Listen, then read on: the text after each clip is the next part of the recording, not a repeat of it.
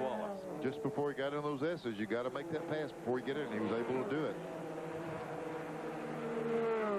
And they're going to pick up lap traffic here in just a minute, so that could change back around. I'm pretty sure that race isn't over yet. No, I don't think so. There's 9th and 10.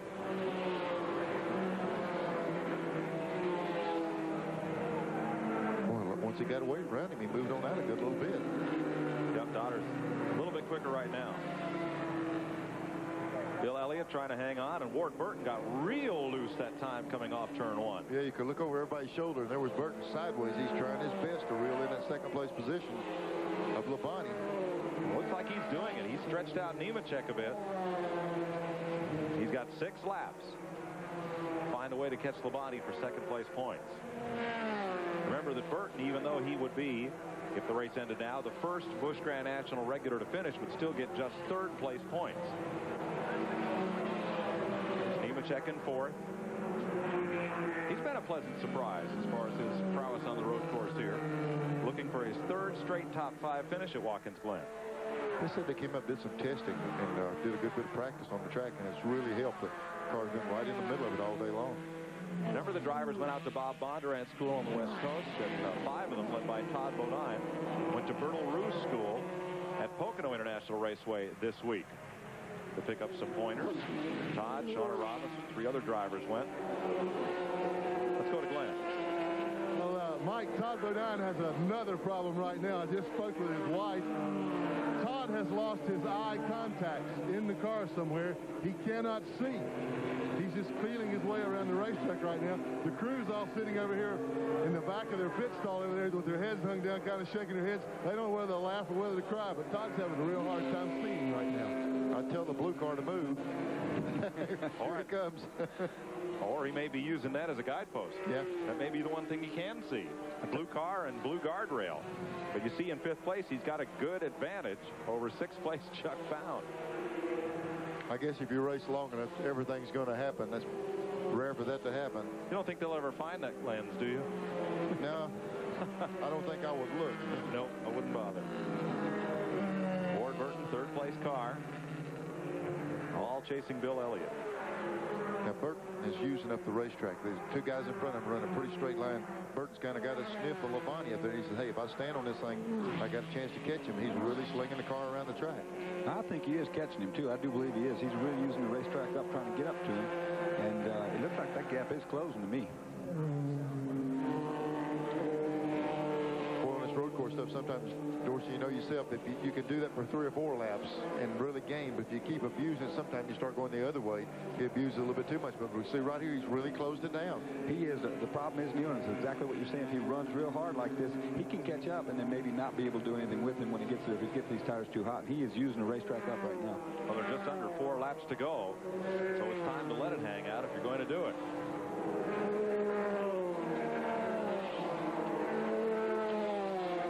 Seems like he makes up ground braking, and then they come up through the S's. They got away from him a little bit. It's such a long shot, it's hard to tell who's gaining on who. Such a long shot down that back straightaway. One thing's for sure, you can see Ward's car wiggling a whole lot more than the rest of them, so you know he's right there on the edge with that car. But you're right, it's hard to tell if he's gaining as much ground or losing ground with that long camera angle like that. You'd put Burton in the category of the Dale Earnhardts and the Rusty Wallaces and the Ernie Irvins, the guys who throw a car around a road course, rather than the Bill Elliott's, Terry Labonte's, Ricky Rudd's, the fellows who finesse the car around the course. Yeah, the 2 guys in front of Burton, I don't think they're going to just make a big error. I think it's going to take him pick up the pace to beat him. He's picking it up all he can. It'll be 3 laps to go. In fact, Ward Burton told Glenn Jarrett yesterday that he has kind of, well, what we might call the Neil Bonnet approach to getting prepared to go road racing here. Ward? Well, I've raced road courses and go-karts all the time when I was younger. I'm not sure that applies much here, but went to Ross Bertle School, and that helped me some. He taught me a lot about technique. But the main thing is you just got to hang it out, and I'm not going to get the smooth drive award, that's for sure. I'm just trying to go as fast as I can and match on the gas as quick as I can. I'd say he's doing it. Yeah, I bet he's mashing as hard as he can right now. He's a pleasure to listen to, isn't he? I like him. I tell you what, first time I saw him on TV, I knew right away I like him a lot. It's a good thing he races faster than he talks. Yeah. As you always say, Mike. That's it. tossed the car around. You know, Elliott and Labonte are very technical road racers. They don't put the car up on the curbing. They don't get the car sideways, get it out of shape. But they gobble up a lot of ground. But look what Burton is doing with Labonte. Oh, Mike McLaughlin is off. He was the 7th place car. That's at turn 1. Oh, that's going to be costly. And there's a whole gaggle of cars in front of them. These guys have been going at it pretty hard, too. And, you know, race is heating up here. Got 3 laps to go, and everybody's fighting no matter if it's for 9th. They want to be 8th. That'll drop McLaughlin back to 12th spot. And amazingly, he spins at 3 laps to go, just as he did when he was leading here last month. He's the Busch North point leader and the highest placed of those drivers in this race. 2 to go. Or excuse me, 4 laps to go. My mistake. 4 laps to go. 62 is the distance. You know, it's hard. We'll have another look, but let's see what happened to Mike McLaughlin here. See him getting down in? No, here he comes. Boy, he's already sideways, way back on the straightaway up there. Yeah, you know, that's a downhill braking zone, and what happens sometimes you brake and you get that back axle hopping up and down. If it starts hopping the axle, it'll turn around on you. I think that's what happened to him because he's backwards when we saw him coming to the corner. Back with Bill Elliott, the race leader, trying to win his first Busch Series race in 28 career starts. Just what he doesn't need, a lot of traffic. Well, that traffic didn't stay there long. Right between 2 of them. And Labonte and Burton. Now, where they catch the traffic? Well, there's Curtis Markham off the course.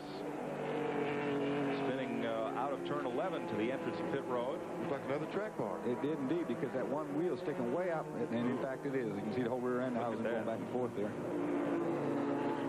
That's extreme. One thing it causes that is just, we talk about throwing the car.